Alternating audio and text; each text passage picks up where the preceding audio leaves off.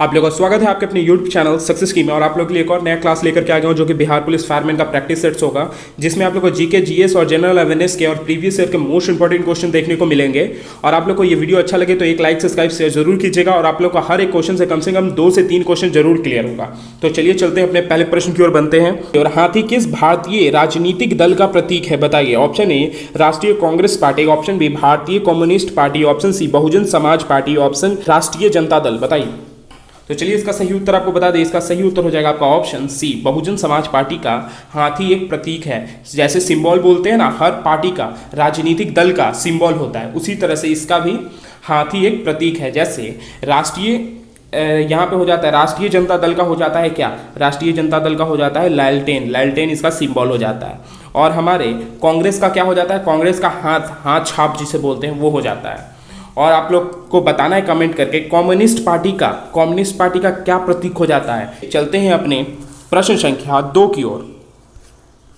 पृथ्वी पर जीवन लगभग कितने वर्ष पहले समुद्र में शुरू हुआ था? बताइए। इसमें आप लोगों को पूछा जा रहा है पृथ्वी की आयु आप लोग को बताना है। इसमें सिंपली पृथ्वी की आयु बताना है, कब शुरू हुआ था पृथ्वी। आप लोग के सामने ऑप्शन है। Option A 1 billion, option B 100 million, option C 15 million, option D 3.5 billion. बताइए इसका सही उत्तर क्या हो जाएगा? तो सही इसका उत्तर हो जाएगा आपका ऑप्शन डी 3.5 बिलियन पहले हमारे पृथ्वी पर जीवन की शुरुआत हुई थी। वो भी कहाँ से हुई थी? समुद्र से हुई थी। तो चलिए चलते हैं अपने प्रश्न संख्या 3 की ओर। ये क्वेश्चन आप लोग के लिए मोस्ट इंपॉर्टेंट होगा क्योंकि ये प्रीवियस ईयर से आप लोग का लिया गया है। कम से कम 3 एग्जाम्स में पूछे गए थे बिहार के, तो इसको अच्छे से याद कर लीजिएगा। और कहाँ से कहाँ तक क्या ये नदियाँ गई हैं उसके बारे में भी आप लोगों को बता देंगे। यमुना नदी निम्नलिखित में से किस राज्य से नहीं गुजरता है? बताइए। Option A Uttarakhand, option B Haryana, option C Gujarat, option D Uttar Pradesh. बताइए। तो चलिए इसका सही उत्तर आपको बता दें। इसका सही उत्तर हो जाएगा आपका ऑप्शन सी, गुजरात से यमुना नदी नहीं गुजरती है। और तो आपको बता दें ये कहाँ से गुजरती है। ये हमारा हो गया यहाँ पे यमुना नदी, ये यमुना नदी हो गया, ये हमारा चल जाता है उत्तराखंड चला गया, उत्तराखंड से फिर हरियाणा से फिर दिल्ली से फिर आगरा से फिर मेरठ के बाद इतवारा चल जाता है, इतवारा के बाद ये फिर जाकर के गंगा में मिल जाता है। आप लोगों को समझ में आ रहा होगा। तो यहाँ पे कहाँ नहीं मिला? ये हमारा गुजरात में नहीं मिला। तो इसका सही उत्तर हो जाएगा गुजरात में नहीं मिलती है, गुजरात से नहीं गुजरती है ये हमारा यमुना नदी।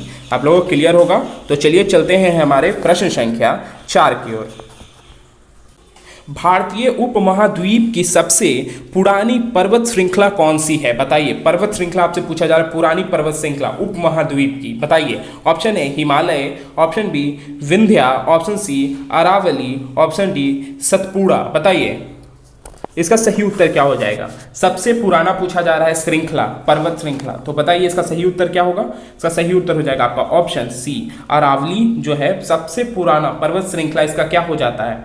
इसका पर्वत श्रृंखला का नाम हो जाता है गुरु शिखर जो हो जाता है। इसका अरावली का सबसे पुराना शिखर है, पर्वत शिखर। और ये अरावली कहाँ से कहाँ तक जाती है? ये पर्वत ये हमारे गुजरात से शुरू होकर के राजस्थान और हरियाणा तक जाती है। और आपको बता दें ये हमारा हिमाचल का सबसे ऊंचा श्रृंखला कौन सा हो जाता है? तो ये हो जाता है हमारा माउंट एवरेस्ट। इसको याद रखिएगा। विंध्या का क्या हो जाता है? सद्भावना हो जाता है इसका सबसे ऊंचा श्रृंखला। और सतपुड़ा का धूमरा हो जाता है सतपुड़ा का सबसे ऊंचा शिखर। तो चलिए आप लोगों को क्लियर होगा। तो चलिए चलते हैं अपने प्रश्न संख्या 5 की ओर। 2023 में G20 शिखर सम्मेलन की मेजबानी करने वाला निम्न में से कौन सा देश है? बताइए। Option A Italy, option B Indonesia, option C India, option D Brazil. बताइए इसका सही उत्तर क्या होगा? 2023 में G20 समिट की सम्मेलन की मेजबानी करने वाला कौन सा देश है इस बार होने वाला है? तो इससे पहले कहाँ पे हुआ था वो आप लोग कमेंट करके बताओगे, तभी मैं आप लोगों को उसका कमेंट करके सही उत्तर बताऊंगा। तो इसका सही उत्तर आपको बता दें। इसका सही उत्तर हो जाएगा आपका ऑप्शन सी, इंडिया में होने वाला है 2023 में G20 शिखर सम्मेलन। आप लोगों को समझ में आ रहा होगा। ये मोस्ट इंपॉर्टेंट क्वेश्चन हो जाता है इसी वजह से, क्योंकि ये हर एग्जाम में पूछा जाएगा आपसे। तो इसको ध्यान से रट लीजिएगा। और इससे पहले कहाँ हुआ था वो भी आप लोग ध्यान में रखिएगा। तो चलिए चलते हैं अपने प्रश्न संख्या 6 की ओर। 7 मई 2021 को चौथी बार पुडुचेरी में मुख्यमंत्री के रूप में किसने शपथ ली? बताइए क्या उसका उत्तर सही हो जाएगा? बताइए।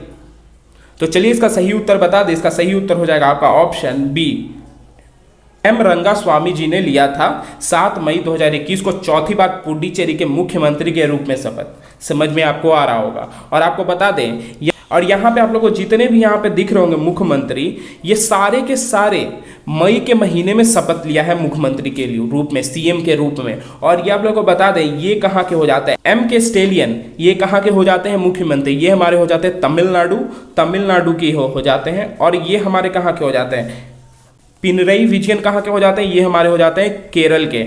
और यहाँ पे हेमंत विश्वा, और हमारे हेमंत विश्वा कहाँ के हो जाते हैं, हेमंत विश्वा हमारे हो जाते हैं कहाँ के, असम के हमारे हेमंत विश्वा हो जाते हैं सीएम। अभी रिसेंटली में भी हैं, प्रेजेंट में, तो इसको आप लोग ऐसे भी इंपॉर्टेंट हो गया।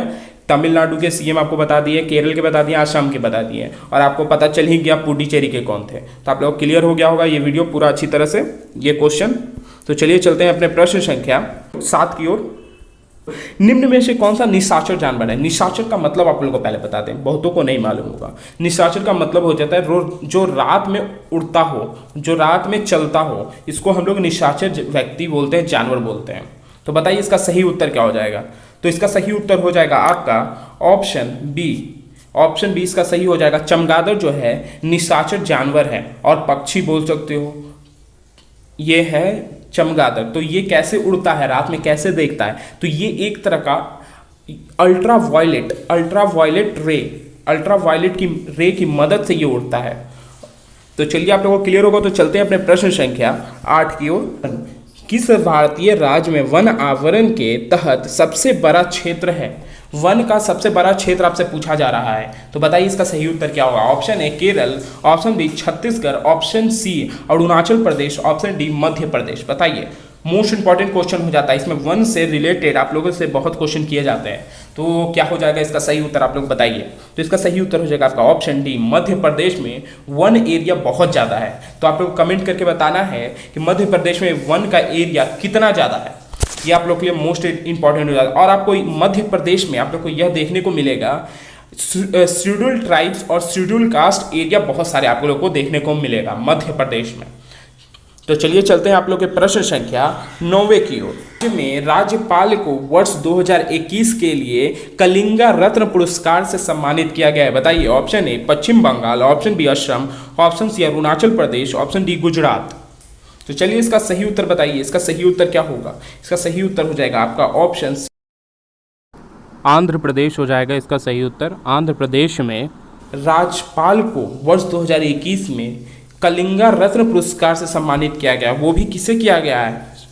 विश्वभूषण जी को किया गया है। विश्वभूषण हरिश्चंद्र को ये कलिंग रत्न पुरस्कार दिया जाएगा। आप लोग को समझ में आ रहा होगा। और हम लोग ऐसे उन्हें बोलते हैं, विश्वभूषण बोलते हैं। तो चलिए चलते हैं अपने प्रश्न संख्या 10वें की ओर। 10वां प्रश्न छोटा है लेकिन बहुत इंपॉर्टेंट है, तो इसको अच्छे से देखिएगा और समझिएगा। हित में से किसे भारत की सबसे छोटी नदी माना जाता है? Option A Narmada, option B Arvari, option C Kaveri, option D Godavari. बताइए। तो आपको बता दें इसका सही उत्तर क्या हो जाएगा? इसका सही उत्तर हो जाएगा आपका ऑप्शन बी अरवरी जो है, अरवरी जो हो जाता है हमारा सबसे छोटा नदी हो जाता है। इस कितना छोटा होता है आप लोग को बता दें, आप लोग इस शॉक में पड़ जाओगे। ये सिर्फ 45 किलोमीटर की रिवर है अरवरी रिवर। और ये कहाँ से निकलता है? अरवल आप लोग सुने होंगे, अरवल से निकलता है। अरवल में माउंटेन से निकलता है, ये सिर्फ 45 किलोमीटर अरवल से ये निकलता है। तो ये पूछा जाए अरवरी नदी कहाँ से निकलती है, तो आप लोग बता सकते हो अरवल से ये निकलता है, अरवल के माउंटेन से निकलता है, और सिर्फ ये 45 किलोमीटर का है। तो चलिए, आप लोग को ये वीडियो अच्छा लगा हो तो एक लाइक सब्सक्राइब शेयर जरूर कीजिएगा, और फर्दर अपडेट के लिए बेल आइकन जरूर दबाइएगा। और आप ये वीडियो यहीं